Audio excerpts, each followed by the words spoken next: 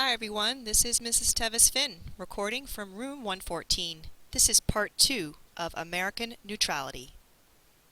Just a quick recap from part 1. Remember we talked in class about how you guys knew things from your European perspective for World War II. You knew about Hitler, you knew about Stalin, you even knew about Mussolini in Italy. But what was missing from your study is the Asian perspective, known as the Pacific Theater, and this famous image, again, should make you think of how the U.S. is going to respond in World War II. So let's move on to that second half, guys, the back page of your guided notes. All right, I have a question for you on the back. It says, why did Japan invade China? So it's important to look at images. I did have to censor these. You guys are welcome to look up the Nanking Massacre. Some of the stuff was just too horrific. The images are just too graphic. So just with that said, I have to point out that the Great Depression that happened in our country that we studied was not just domestic. It was international. So you guys need to note for that first bullet under number 5 that the Great Depression was global, that Japan needed food for their people. There was starvation. So they were thinking of other lands in Asia. So you guys just think of your geography. Think about how close China and Korea would be for Japan to get things such as rice. So that's a main motivator for Japan to invade China, just basically food.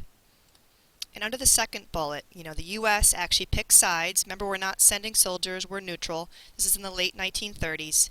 But we do help China by sending supplies to them to fight against Japan. So Japan certainly sees our position, without us even making it clear. Just, our actions can speak.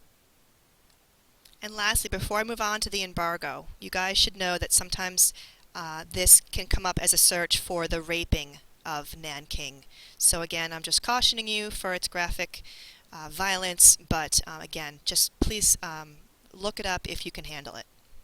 And so our move is economic, right? We see what Japan does, and it's a huge human rights violation, and we don't declare war, but we do economic warfare, and that embargo is really harsh. So you guys want to note how it really hit Japan below the belt, so to speak. So please put down that Japan depended on trade for us, especially for war materials such as iron and steel, and then 80% of their oil came from the United States. So please put that down under America embargoes Japan. Okay, and so soon after this event, Congress gives FDR power to restrict the sale of all strategic materials to Japan. That's July of 1940. It's important to note the timing of this.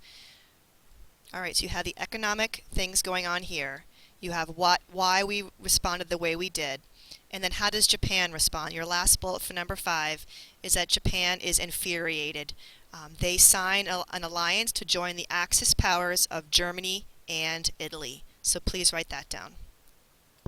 And this is just one image from the American perspective of the Holocaust. There are several thousand that we could look at.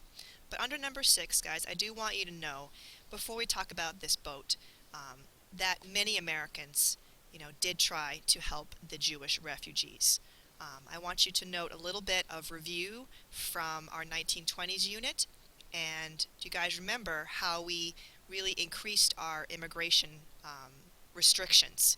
And so we really monitored our levels through the 1920s, and then guys, the 1930s hits with the Great Crash and the Depression, and so our unemployment is skyrocketing.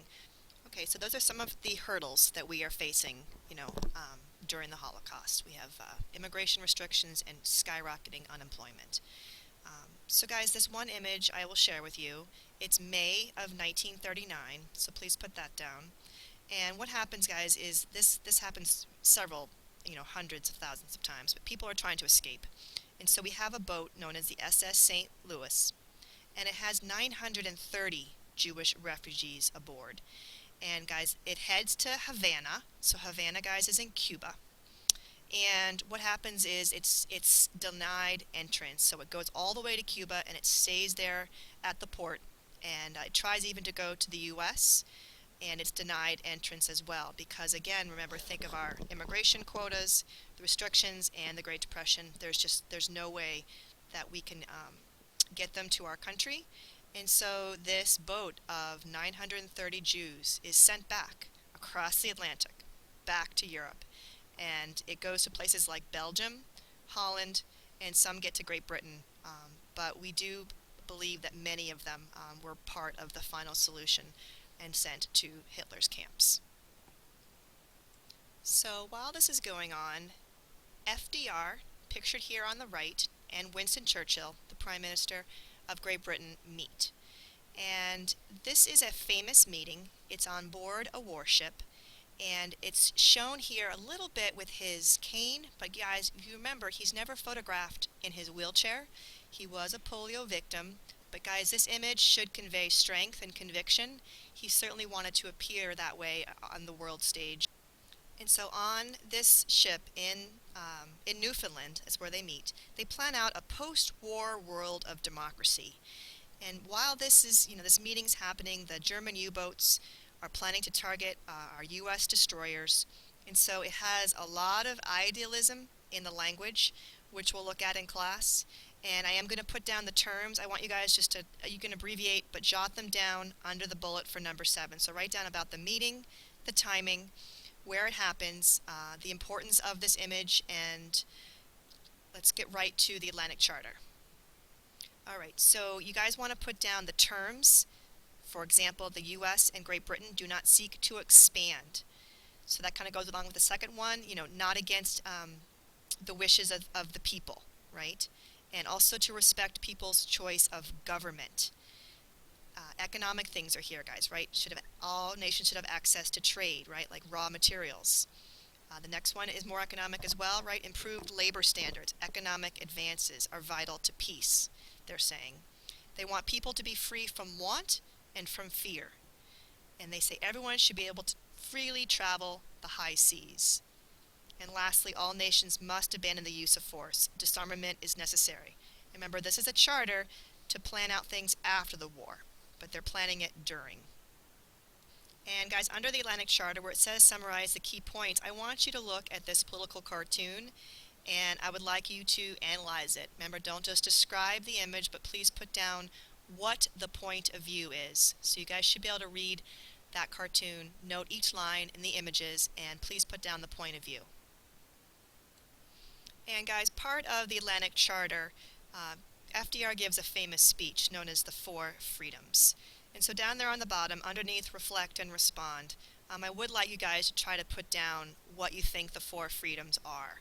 So they're just famous Norman Rockwell paintings. And he says, in the future days, which we seek to make secure, we look forward to a world founded upon 4 essential human freedoms. So here is the first freedom. You can try to figure it out. Just put that down there on the bottom under number 8. Here is the second freedom. I really want you to look at how art relays this message. That's the second one.